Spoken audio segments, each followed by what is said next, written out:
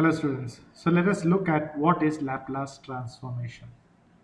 Laplace transformation is basically when we are trying to transform a function which is based on time to a function which is based on a complex frequency variable s. So we are basically changing f of t to f of s. That is what we are changing the Laplace transform. And that's what we are changing when we use the Laplace transform. Let me once again write it. F of t is changing to capital F of s. You should remember that it is capital F of s. Whenever we take the Laplace transform, we write it not as small f but capital F. Capital F. So we are changing it from being a time-based signal to an S-based signal, where S is basically a complex frequency variable. It's called as a complex frequency variable. That means it's a complex value where the complex value has a real part and an imaginary part. The real part is sigma and the imaginary part is omega. And this omega itself is 2 pi f, or the frequency of the signal. So omega is the angular frequency. So it will become more clear as you move forward. First, we'll look at it simply in a mathematical point of view. And once we take Laplace transform to a circuit level application, then you will understand what is the physical significance of using Laplace. So right now, just look it as simple mathematical formulas. Okay. So what we are changing, what we are doing, we are basically converting a function which is in terms of time, it changes to something as this. For example, just to give you an example, is suppose we are having cos omega t, a function. This is something, it's a function of time. I can change that, I can take its Laplace, and you will also do it, and you will find out that its Laplace is s divided by s square plus omega square. It comes out in this format.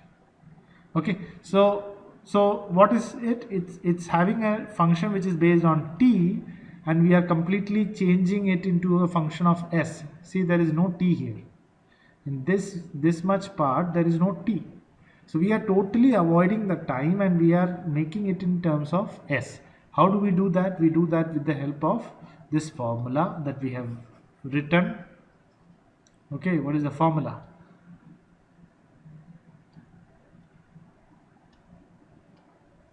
So this is the formula where this is the format how we use it. So we write Laplace of function. We write it like this. That means, let me write it here, Laplace of a curly bracket v of t, closing curly bracket. That is how we should write Laplace of v of t. Okay, Laplace of v of t. So how do we do it? We take f of t, we multiply it with e raised to power minus st, and then integrate it. Now you might be thinking, again we have got integration here. Yeah, we will see for certain cases initially we will have to do some integration to find out some values. Later it will become purely algebraic. So this is the equation that we have to use. We'll use it to find for certain cases. Okay, now this is also called as unilateral Laplace transform because it is only dealing with positive values of t. See, it's only going from 0 to infinity. We are not having in this particular equation going from minus infinity. See, I can write the same equation, a bilateral. We can write the bilateral Laplace transform equation by writing this thing from minus infinity to plus infinity. Okay, from minus infinity to plus infinity, if I write, it becomes a bilateral Laplace transform. But we will be dealing with only unilateral Laplace transform here. Okay, now can we do, or can we find Laplace transform for all the functions f of t? No. That is what is written here. Not all time-based functions can have Laplace transform.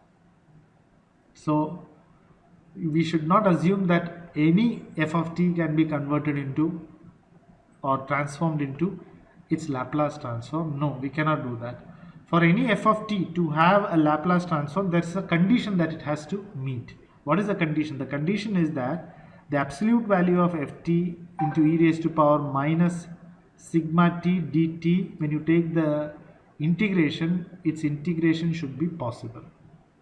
That is what is basically it means, that the absolute value of f of t e raised to power minus sigma t d of t should be absolutely integratable between 0 to infinity. That means its value should not come as infinity. Basically, this should not come as infinity. If this comes out as infinity, it means that that function f of t does not have a Laplace transform. Okay, now if we know the Laplace transform, we can go the reverse way. That means we can find out the inverse Laplace transform. This is Laplace transform. We can find out inverse Laplace transform. Okay, the inverse Laplace transform, the inverse Laplace transform is given by, so inverse Laplace transform means we are having f of s and we want to find out what is f of t. So we want to find out what is f of t from this f of s. So we say that we are trying to find out the Laplace inverse of f of s. Okay, and the Laplace inverse of f of s, which is f of t, is given by, so f of t, when you know f of s, okay, when you know f of s, f of t is given by the simple formula 1 by 2 pi j integral